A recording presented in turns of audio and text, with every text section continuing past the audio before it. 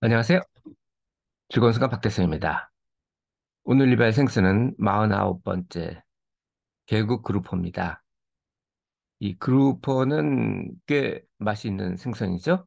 그래서 뭐 내일은 아니지만 어쨌든 당분간 며칠 동안 여러 번 여러 그루퍼에 속한 여러 개를 갖다 할 건데 오늘은 그중 개그를 소개를 할 거고요. 이렇게 그루퍼들이 조금 특이하게 생겼는데 이거는 평범하게 생겼습니다. 자, 회색으로 약간의 뭐 무늬가 있는 정도죠. 이거는 상당히 크게 자랄 수도 있고요. 뭐 치어도 조금 이따가 보여드리겠습니다. 오늘은 컴퓨터가 상당히 느리네요. 어제 말씀드린 걸 잠깐 말씀드리면 그 조난을 당했을 때 바다에서 담수가 부족할 가능성이 높거든요. 그럴 때 담수하고 해수를 섞어 먹는 방법을 어제 소개를 시켜드렸는데 그거 말고도 이렇게 생선을 먹으면 생선 안에는 여러분이 착각하시는 게 있는데 생선이 바다에서 살기 때문에 짜다라고 생각을 하시는데 사실 그렇지 않아요. 생선은 짜지 않습니다. 뭐 회 먹어본 분은 아실 거예요. 회가 짜지 않죠. 그래서 생선을 그냥 날로 먹어도 그 안에 수분이 한 40% 정도 들어있거든요. 우리가 먹는 뭐죠? 뭐 쌀이나 이런 거에도 안에 보면 수분이 상당히 많이 들어있습니다. 야채는 물론이고요. 그래서 이 생선만 먹어도 그 안에 40%는 수분이 있기 때문에 생존이 가능합니다. 어쨌든 그런 내용을 참고로 알고 계시면 좋죠. 학명부터 보겠습니다. 학명은 믹테로페카 마이크로레피스고 열대나 아열대 해역하고 기수 지역의 따뜻한 물의 바닥에 삽니다. 좀 이따 사진 보시면 바닥에서 찍힌 게 많을 거예요. 주로 서대서양 지역의 멕시콘반을 중심으로 해가지고 북쪽으로는 노스캐롤라이나 치어는 그 위까지 더 올라가기도 해요. 메인은 아니고 어디죠? 그 뉴욕 고기까지도 올라가기도 하는데 어쨌든 성어를 기준으로 하면 노스캐롤라이나로부터 브라질까지 이렇게 넓게 분포를 합니다. 캐리비안에는 없다고 그러는데 왜 없는지 모르겠어요. 일단 이거는 바닥에서 사는 종이고요. 화가 나면 스트레스를 받으면은 소리를 낸다고 합니다. 불에를 갖다가 진동시켜서 소리를 낸다고 그러는데 그래서 개그라고 부르는지도 모르겠어요. 여기 보시면 이게 바닥에서 찍은 모습이죠. 통명은 차코일. 이게 아까 보셨지만 회색빛. 그러니까 차가 석탄이라는 뜻이죠.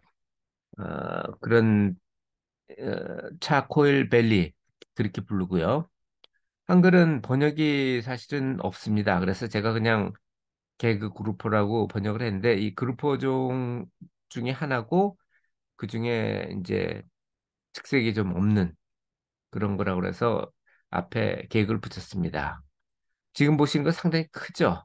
이렇게 낚시로도 상당히 인기를 얻고 있고 맛이 좋기 때문에 어획용으로도 많이 쓰입니다. 길이가 1.5m까지 자라는데 평균은 뭐 50cm 정도밖에 안 되고요. 체중도 평균은 3파운드지만 뭐 큰 거는 뭐 17년까지 산다고 그러니까 55파운드까지 자랄 수 있다고 합니다. 지금 보실 거는 치어예요. 치어는 이제 손에 잡힐 정도로 어, 소- 그렇게 작습니다. 어쨌든 모든 것들이 작을 때가 있죠. 특히 이 산란을 해가지고 부화하는 그런 생선들은 어릴 때는 거의 뭐 동물성 플랑크톤이라고 불리기도 하죠. 그렇게 돼 있다가 그게 이제 유충 상태로 부활을 해서 그리고 유충에서 치어로 바뀌고 청소년기를 거쳐가지고 결국은 이제 성어가 되는데 성어도 보통 뭐 1년에서 2년 이렇게 자라면 이제 성적으로 성숙을 하는데 보통 수컷이 성적으로 좀 일찍 성숙하고요. 암컷은 수컷보다 좀 오래 걸립니다.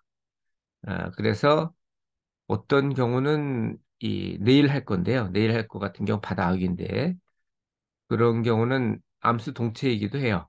암수 동체인데 전부 수컷으로 그거는 다릅니다. 그거는 암컷으로 시작하다가 어느 정도 크면 산란을 하고 산란한 것 중에 최소한 한 번이라도 산란한 것 중에 조금 더 큰 길이로 자라면 수컷으로 전환을 하는 그런 것도 있습니다. 자, 이 개그골프 같은 경우는 특징이 없는 칙칙한 회색이 특징이고요. 특징이 없는 게 특징입니다. 옆으로 압축된 직사각형의 견고한 몸매 그리고 네모진 꼬리 이게 특징입니다. 아까도 말씀드렸지만 스트레스를 받으면 쿵쿵거리는 소리를 낼 수 있고 아 이거네요. 제가 착각을 했는데 그 바다 아귀가 아니고 개구 루퍼가 그러네요. 모두 암컷을 시작해서 67cm가 되면 산란을 시작하고 산란을 한 번이라도 한 다음에 95cm가 된 것 중에 일부는 수컷으로 전환을 합니다. 그래서 일반적으로는 암컷이 84%, 수컷이 15% 그리고 성전환 중인 게 1% 정도인데 우리가 어획을 하다 보면 큰 거 위주로 잡잖아요. 그 조업에 대한 제한도 그물코가 어느 정도 이상 커야 된다라는 걸 하기도 하니까 그래서 결국은 큰 수컷이 많이 잡힙니다. 그래서 수컷 비율이 더 줄어드는 경향이 있고 산란은 70m 정도에서 하지만 산란이 끝나고 돌아올 때는 암컷은 좀 낮은 30m 이하의 바다로 돌아오고 수컷은 50m 이상으로 이렇게 별걸 하는 셈이죠. 어떻게 보면. 어쨌든 인간 같은 경우야 뭐라 그러죠? 그 번식기가 없지만 동물은 번식기가 있어요. 그래서 이 굳이 이렇게 따로 별거라는 말을 할 필요가 없죠. 그 산란이 할 때만 그때만 모이고 그래서 보통 어획을 할 때도 그 산란기는 모이는 게 유리하잖아요. 그러니까 암컷하고 수컷이 같이 있어야 산란이 수정이 이루어지잖아요. 그래서 그때를 또 노려서 어획을 하는 경향이 있습니다. 그래서 조업을 할 때 두 가지 중점이 있는데 하나는 어, 어느 정도 이상만 잡도록 해라. 그래서 그물코를 어, 관리를 하고 또 하나는 산란 전에 잡지 말고 산란이 끝난 다음에 잡아라. 그래서 조업 시기에 대한 제한도 있습니다. 자, 치어는 갑각류를 주로 먹고요. 성어는 청어나 도미 뭐 이런 물고기들을 먹습니다. 그 핸드라인이나 바닥 라인 지금 보신 것이 바닥에 있는 거죠. 그래서 바닥까지 내려가야 잡을 수가 있어요.